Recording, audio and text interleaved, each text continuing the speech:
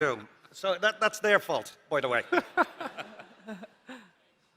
Well, there's probably not a more lovable character in the show than Samuel Tarly. Yeah.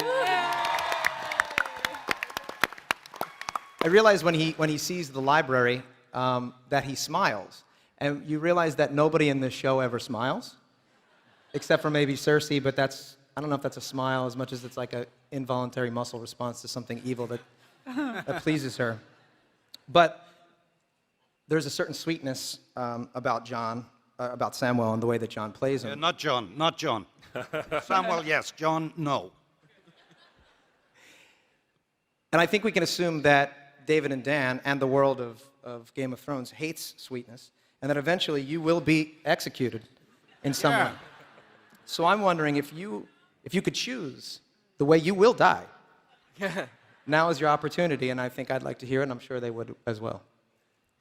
How wonderful would it be, or kind of how the poetic justice of Sam has always been told that books are folly and they're to be dismissed, and nobody with any real common sense ever deals with books. He said, no, actually no. People who read books can do good in the world. They can do good for the greater good. Yeah, see, right? He's never been around this many books before. He's climbing up the bookshelf to get a particularly, artistic, but, book from the top shelf.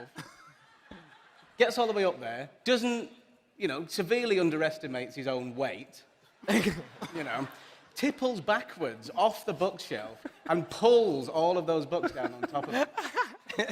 I'll direct that.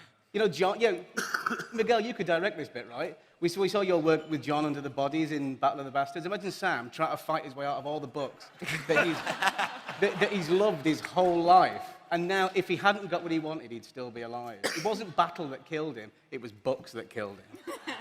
That seems like a win. Oh my God. That seems like a win. The show writes itself. A little knowledge is a dangerous thing. So female empowerment